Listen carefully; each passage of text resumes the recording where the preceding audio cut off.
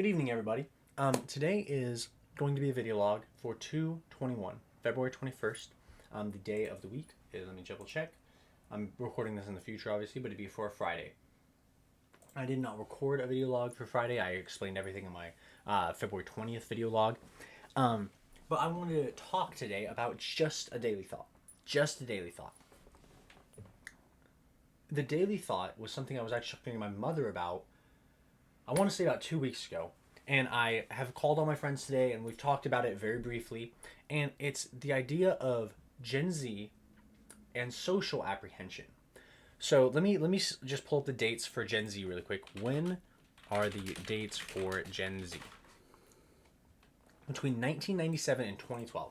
So being born between 1997 and 2012, Gen Z.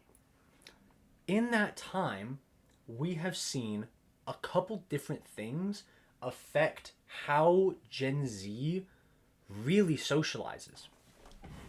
One of the things that always is at the forefront of my mind, and it's extremely ironic that I'd be talking about this on a YouTube video, but digitalization. When the main primary forms of entertainment become the screen, right? You're socially getting information from a screen, which is ironic. Like, you're sitting on your toilet watching this right now. You're sitting on your couch watching this. You're avoiding work watching this. You're avoiding homework watching this. Whatever it is, this is digitalization. You are socializing with me. I am not socializing with you. Which is weird. Like, I'm not getting any social drive from this until you leave a like, leave a comment, or subscribe. Then my serotonin is like, people like me, right? So we get this sense of digitalization because I grew up watching YouTube. I grew up watching YouTubers. Jacksepticeye, Markiplier, PewDiePie, Call Me Kevin, Vanos Gaming, Venturian Tale, if any of you remember that. Like, those were people who I socially bonded with. And I have had one social interaction with one of them, and it was not positive. And it's really interesting to say it was not positive. I was like, hey man, would you change this minor thing about your editing so I can, like, see your health bar? And he responded and was like, no, I don't think you need to see my health bar. You're good. Like, I think the thing in the other corner is much more important. And I was just like, okay. But I mean, I was 12, dude. Like, I didn't have maturity here, right? And so I had a negative interaction with a YouTuber, and it actually impacted me socially, which is really interesting. And I don't think I've shared that before, but it's really interesting that it occurred. And so when I talk about digitalization, I am a special case. I didn't get my first phone until I was 13. My little brother got a phone when he was 11. But before then, I played video games. Black Ops 1, Black Ops 2, Halo Reach, Halo 3, I think, was out. Like Sly Cooper, Ratchet and Clank. Like, I played a lot of video games. Like, a ton of video games. RuneScape was a huge video game. I have my, I'm going to make a series about RuneScape-esque things pretty soon. And so we have this digitalization that makes it so we can get social interaction from elsewhere, right? So we kind of lose the grounding of real life social interaction. Like these are people that we're interacting with, and because we're not interacting with them actually face to face, it's completely different. There's a barrier here between our screens that we're not actually socially interacting. But if we were Sims characters, I mean, simulation, right? Our social meter would go up watching this because you and I are connecting on something. I'm sharing my thoughts with you. You're formulating your own thoughts. We are socializing, but I'm not gaining anything social from you until you share those thoughts back in the form of a like, comment, or subscribing. Like that's this transaction, right?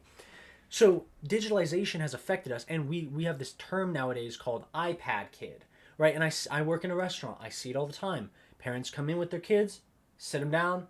Parents are talking or they're on their phones, and the kid has an iPad, and he's like, bring it closer, bring it closer. Just watching a show. And I'm like, the issue with that is the digitalization has caused us to become so, like my friend Josue just mentioned this earlier, our attention spans are so short, and our desire for entertainment is so high. Because our brain is forming in a time with a ton of entertainment and a ton of, like, stimulation, right? Like, when I was 4 or 5, we'd go to Wendy's, come home and watch Mr. Rogers and take a nap. Like, I remember doing that. And I remember sitting there and just being like, Mr. Rogers is really cool. I like how long the show takes. Like, he shares his thoughts very calmly, and we go off to Mr. Rogers Land or whatever it was called. I don't actually remember. And we have the boomerang, doomerang, shoomerang lady, and we have the neighborhood, and it's a lovely day in the neighborhood. And no one in my generation could sit through an episode of Mr. Rogers and be like attentive to it the whole time because we need more stimulation. Like you could have clips from Mr. Rogers with a Family Guy clip playing right below it, and like we make jokes about it. That is digitalization. That is mid-stage digitalization where our attention spans are so wired to be focused on different things that we're hearing the important part, seeing something entertaining. That's digitalization, and it has a severe effect on our desire to socially interact in a real space.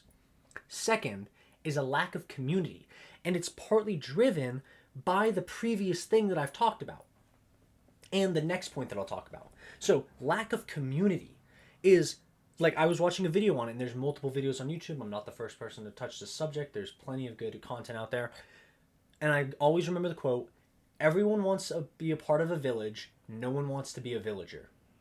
Everyone wants a support network of people who, when in time of need, will get together and support them.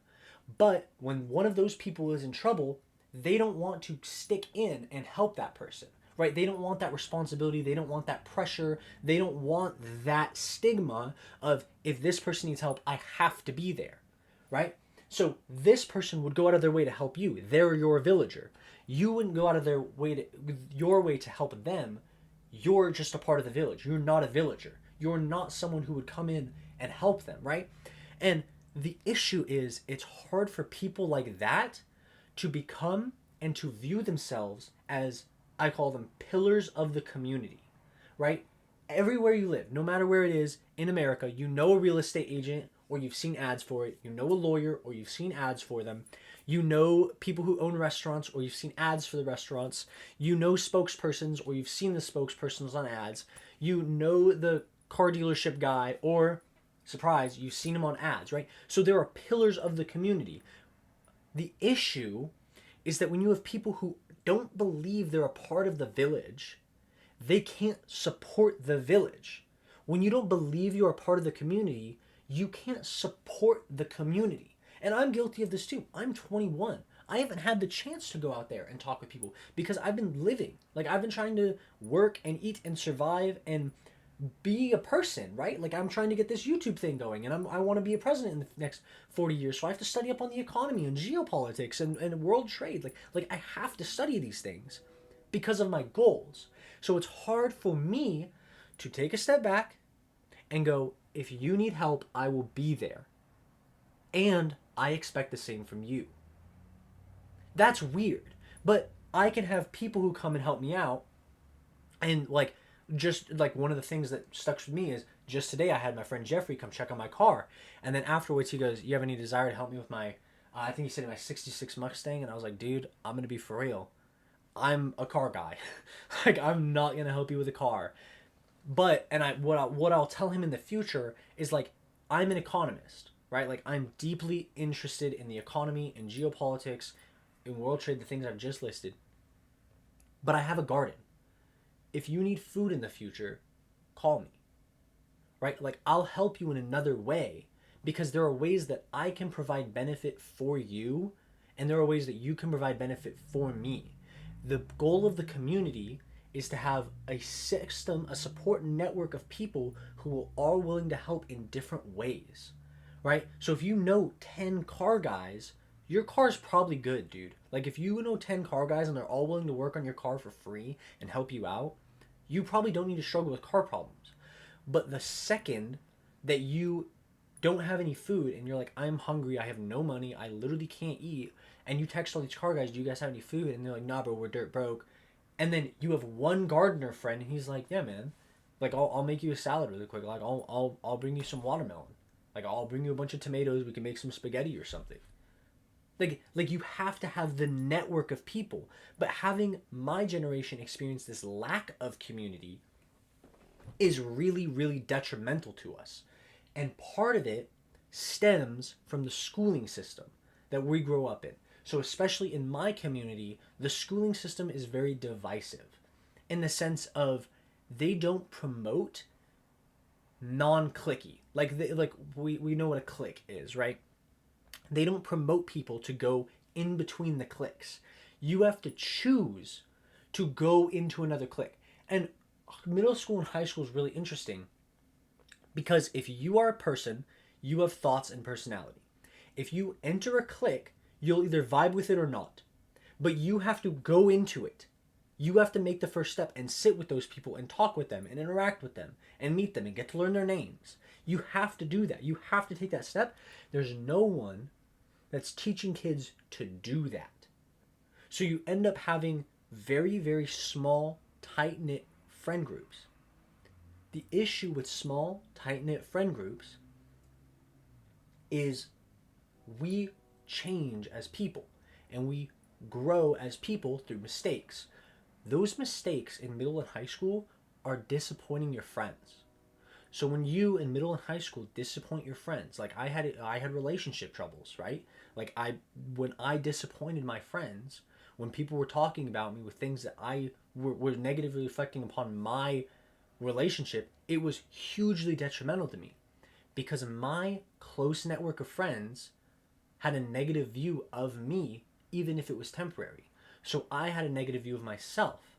But if I had a larger community, I could go to some people who were not involved, explain how I felt, and they could be like, yeah, dude, you're welcome here. Right? So having a place where you're welcome is so crucial. When you have a tight-knit network of friends and you grow and you mature and you learn through mistakes, the people you made the mistakes with are not always going to accept you. And that's kind of a brutal truth. So we end up with this lack of community coming out of high school because we have this tight network group of friends, then we go our own ways. And that leads me perfectly into my next topic. Even if this tight network of friends stays together, they all are open to talk to one another. I call it the convenience paradox. I have the phone number of many of my friends, and I could contact them at any time. Today, I could contact them at any time today. And I have the same with my family. I could contact them at any time today. I could also contact them at any time tomorrow. So I won't do it today. That is the convenience paradox. I could do it today and I could do it tomorrow. I'll choose the easier option and not do it today. The issue is that when the tomorrow time span becomes today, there's another tomorrow after it where you're not going to call these people. And so you have to make a conscious decision. And when I get really passionate about things, economy, geopolitics, right? I can call my friends and ask for their thoughts. I can ask for a creative opinion. I can ask for how a video idea would land. I can ask for a multitude of different things and have a direct conversation about deeper subjective content. What is it? Gosh, I don't know why I'm spacing that. A deeper conversation, basically, about deeper material that isn't, hey man, how are you? How's your wife? How are you? No, dude, it's what do you think? What do you think about this? I'm talking about this. What do you think? What do you think I could do better here? What do you think I could grow on? What do you think I could? What do you think? Like, what is your deeper thoughts about this? So I could do it anytime, and I've done it today.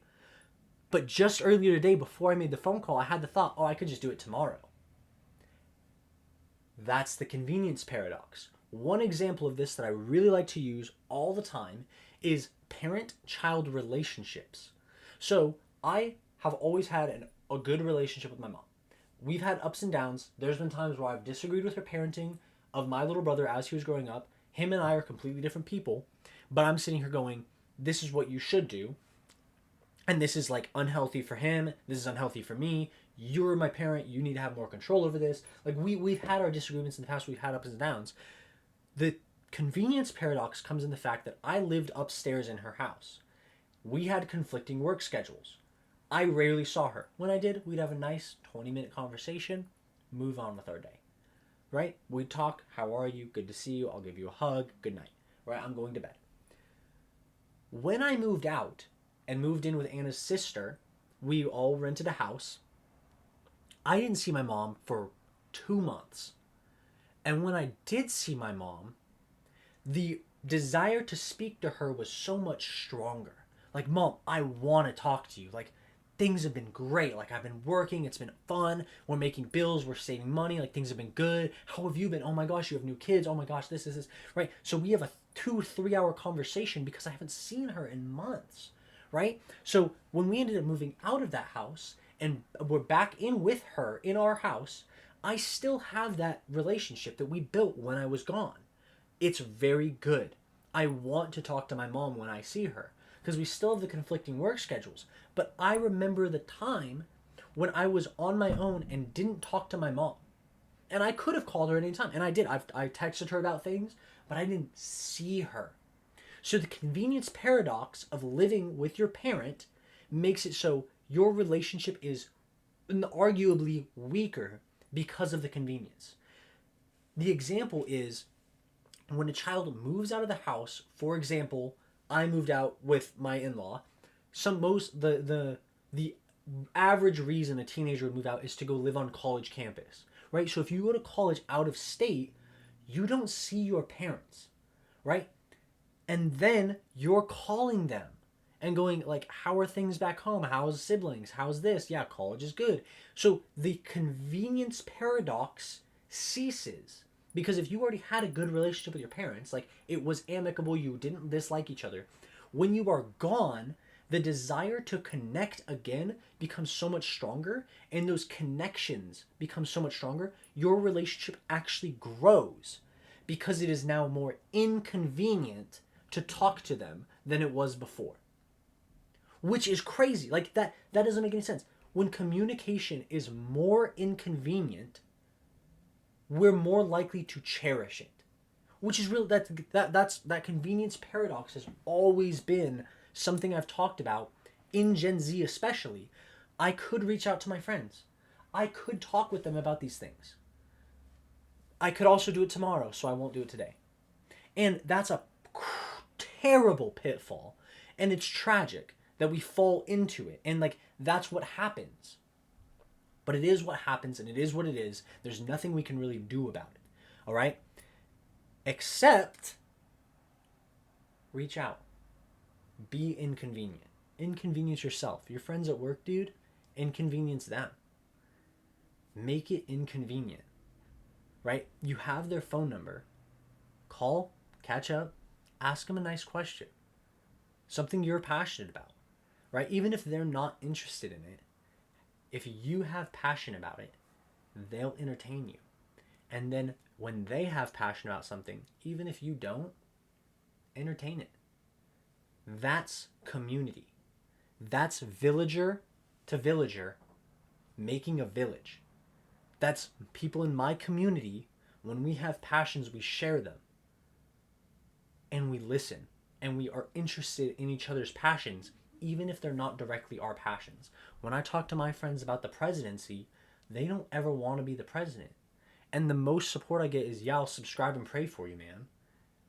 And I'm like, yeah, one day, dude, I'm going to have to call you. Go out and vote. Go out and vote for a senator. Read up on these policies. Go do this. This is changing the world. This. And like one day I'm going to have to do that. But for now, please pray for me. Subscribe to my channel. Watch a video every now and then. If I share an interesting thought, I'll tell you. And you'll be someone who I shoot thoughts with. Like that. That's community. And it's making the interactions inconvenient for you both. Because there's already distance between you. But if you saw these people in public, you'd have to initiate a conversation. There's social pressure to go and initiate a conversation. I know that person. If I don't, I'm shunning them. But it's different when you have their number in your phone and you don't see them in real life, right? Because now you could, so you don't. It's tragic. I talked about this earlier. Overstimulation. When you are sitting there constantly taking in lots of short form content, most people are nowadays, you become overstimulated. And it's really hard for an overstimulated brain to follow a linear conversation. If your friend calls you about a topic, it's really hard for you to have a 10, 15, 20-minute conversation about that one topic, expanding deeper and deeper and deeper and deeper. So instead of going deeper into the thought, deeper into the thought, deeper into the thought, deeper into the thought, it's now semi-deep thought, oh, new topic, kind of deep thought, semi-deep thought, new topic, it's kind of deep thought, semi-deep thought, new topic. So you're not getting to the deeper conversation, right? So the issue with that is you kind of have this lack of, like, I don't want to say lack of consciousness, but this lack of attention to detail, right? So you're not really getting into the topic. You're talking about multiple topics, and it can still be a good conversation, but you're not expanding the full thing on every topic, right? So, and that's what humans desire. The reason your Zach D films shorts are so cool is because he sits there and goes deep on a topic with a crazy animation, and you're sitting there going, wow, this is really crazy, right? So you're overstimulated. The conversation becomes difficult to track linearly, which sucks for everyone. Like, we need to be able to have these conversations. We need to be able to have proper political conversations slowly. The overstimulation is a part of the digitalization. Seriously, they're bound like this, and we are bound like this. So when you have digitalization and overstimulation, and people are sitting there, like, they're hand in hand, like, you have to be on your phone because it's the greatest tool humanity's ever created, and it all has this short form content that's super stimulating. It causes our connection with each other to be out here, and you have to reach out and call that person, and they have to pick up and answer, and you got, obviously don't like kiss or anything, but you're sitting there talking about something, and you can build that strong connection. That is the parent and the child, while the child's at college and the parent's at home. Their worlds are separated. They have to initiate it, and then they have to receive it, right? Like, that's a social interaction. And the last one, and this is, it's both the most important and the least important, which is so funny to say. It's lack of urgency. And I wrote next to it, due to age, due to immaturity and inexperience, the lack of urgency of talking to people. Like, we don't, I'm 21. I'm 35% of the way to being 60. Or I'm 30, yeah. Yeah, I'm 35% of the way to being 60. I'm a third done with my life before I'm a senior citizen. There's no urgency for me to, like, I need to reach out to my friends today. If I don't, they might pass away and I could never talk to them again. And the issue with that is it's a little bit of age and a little bit of inexperience and a little bit of immaturity and a whole lot of, I don't have to do it today. I could do it tomorrow, knowing damn well you won't do it tomorrow. Knowing damn well you won't. So the lack of urgency is so critical. If you don't have urgency in talking to people, if you are ignoring your friends who are reaching out to you, you don't have the urgency, and you are going to regret it. I have a story that I want to share about my older brother, but I don't know if he'd be okay with me sharing it. Should I? He kind of shared that in confidence, but I talk about him a lot. He's my favorite of my older brothers.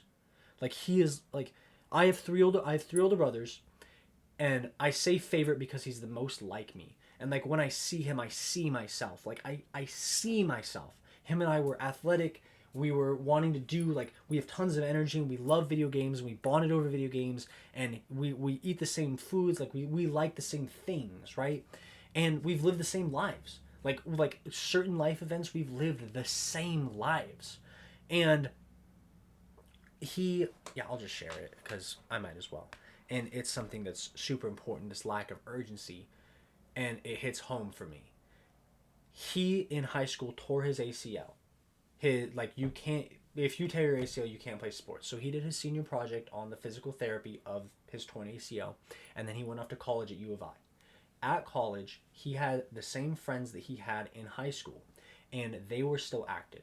So he had this one friend who will remain nameless because just respect, and he would always tell Keenan, hey bro, like let's go work out, let's go do things, like you want to come to the gym with us? And Keenan would be playing video games and he'd be like, nah man, not today, I'm just not feeling it right now.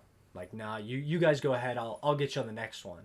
And then the next one would come and he'd come in and be like, hey man, you want to like go to the gym with us? Do you want to come play basketball? Like we'll take it easy on you. And he's like, nah, I'm playing, I'm in the middle of a game, man. Like I'll get you on the next one. And it was kind of that cycle of like this and that. And so like he repeatedly turned down opportunities to the point that they stopped being offered to him, and they stopped reaching out and were like, hey man, you want to come to the gym? They would just be like, hey man, I'm heading to the gym, all right, see you bro, have a good one. And so the opportunity that he had for social interaction that he returned down in the prioritization of other things, because he had suffered this injury that debilitated him both physically and mentally. Like, he didn't want to anymore. He lost the desire. He lost the urgency. That exact friend was one of his best friends, and that friend ended up overdosing later. And my older brother shared with us and was just like, dude, if I could go back and just have one more, like if I could have one more chance to work out with them. And I get emotional sharing it because like I knew this guy, right? And he's just like, dude, if I had one more chance to go work out with him. And I'm the same way with my dad. Like, if I could just have one more conversation with my dad. But when he was interacting with his friend,